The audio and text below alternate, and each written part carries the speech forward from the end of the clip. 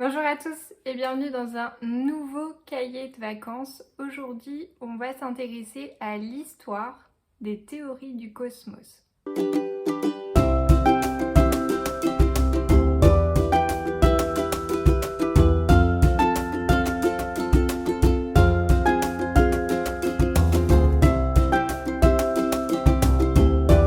Donc, vous le savez peut-être, depuis toujours, l'homme s'intéresse à sa place dans l'univers.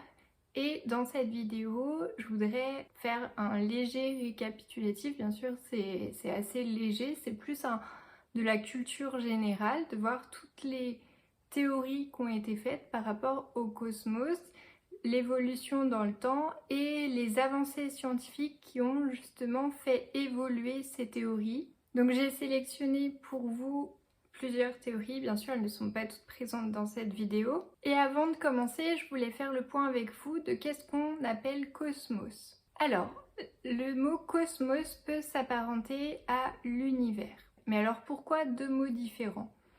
Le cosmos, quand on parle de cosmos, on parle plus d'une entité ou d'un système plus complexe.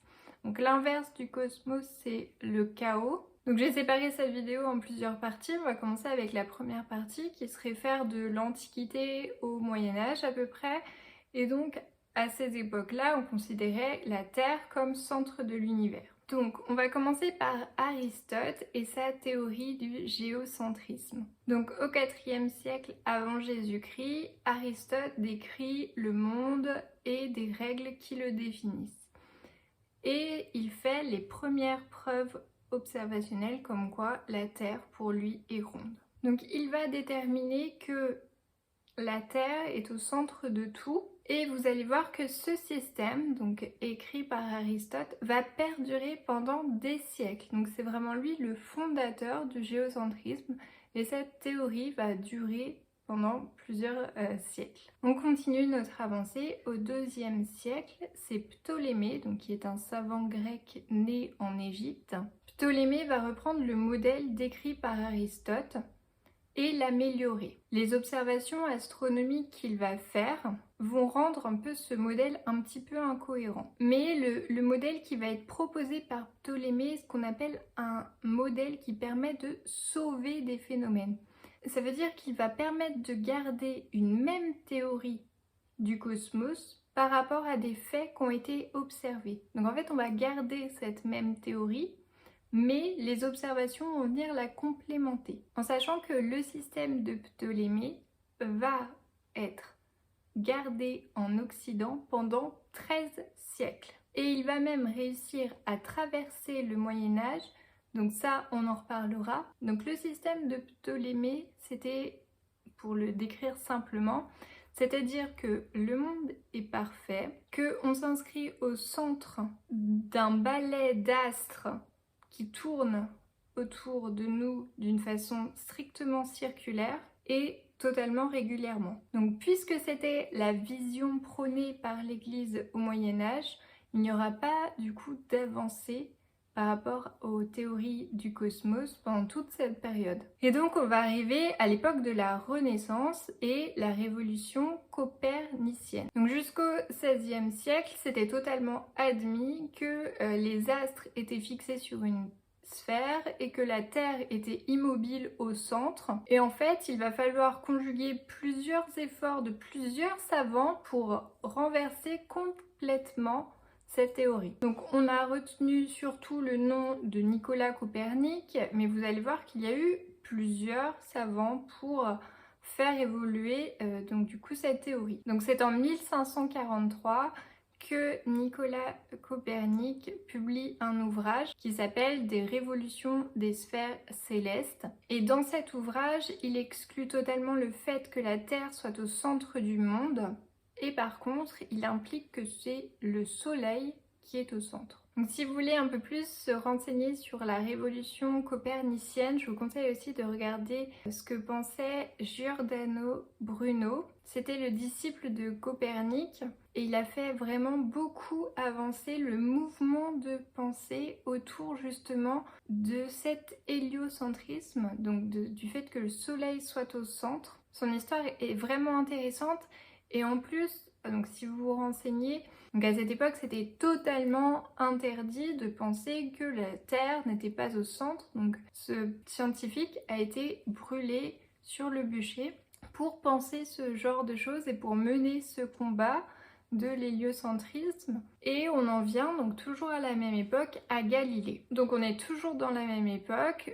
L'Église a toujours un réel problème avec le fait qu'il n'y a pas de géocentrisme, mais Galilée, donc qui est un astronome italien, en plus de ça, va dire quelque chose qui va révolutionner encore plus, dire que la Terre tourne. Et c'est lors de sa condamnation au tribunal qu'il va prononcer cette phrase, donc en italien, et pourtant, elle tourne. Donc c'est une petite anecdote historique. Galilée, en plus de ça, a créé aussi des instruments astronomiques, comme par exemple la lunette astronomique, qui lui a permis donc de faire des découvertes encore plus importantes. Quelques temps plus tard, c'est un mathématicien britannique que vous connaissez sûrement, qui va remettre en cause beaucoup de choses et notamment la gravitation, qui est Newton. Donc c'est en 1687 avec la théorie de la gravitation que Newton remet tout en cause et c'est là qu'il y a une réelle coupure entre la science médiévale et la science moderne. Cette théorie de la gravitation ne sera remise en cause qu'au XXe siècle par Einstein. Newton va surtout permettre d'utiliser la physique pour mieux comprendre les lois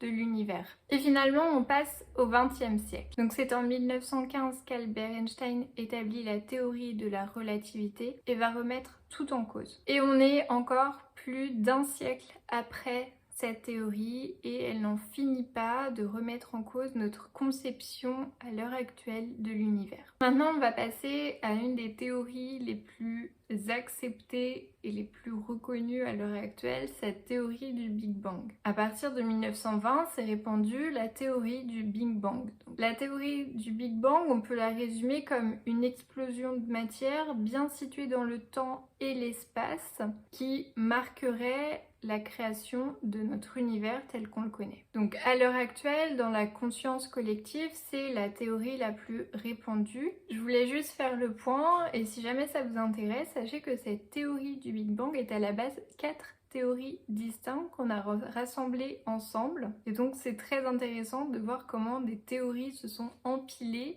pour créer une théorie unique que tout le monde a acceptée. Un petit peu plus tard, la cosmologie va mettre en lumière un modèle qui nous est encore totalement inconnu, ce qui est la matière noire. Donc il y a plus de 90% de l'univers dont nous ne savons pas la composition. Et donc les physiciens ont décrit cette fameuse matière noire qui expliquerait le comportement de certaines galaxies. Donc ce modèle théorique de l'énergie noire, elle permettrait de mettre en évidence cet univers qui est en expansion constante si on se réfère aux propriétés de la matière noire. Donc pareil, si ça vous intéresse, je vous mettrai quelques liens dans la barre d'infos. Sachant que dans les années 1980, une autre théorie est apparue, ce qu'on a appelé la théorie MOND. Donc elle permet d'envisager un univers sans cette matière noire. Et on va finir par la dernière théorie à l'heure actuelle connue, donc la théorie de Stephen Hawking et la théorie des multivers. Donc en 2018 est sortie une étude donc, de Stephen Hawking et de Thomas Hartog et ils développent dans cette étude la théorie des multivers. À savoir que cette théorie de plusieurs univers, elle existait déjà avant. Si cette dernière théorie vous intéresse, pour pas que cette vidéo dure trop longtemps, de toute façon je vous répertorierai dans la barre d'infos tous les points de vue avec peut-être des vidéos et bien sûr mes sources. J'espère que cette vidéo vous a plu et que vous avez pu apprendre sur l'histoire des théories du cosmos. Si c'est le cas, n'hésitez pas à liker cette vidéo, à partager, etc. Je vous retrouve très bientôt pour une prochaine vidéo. Ciao ciao!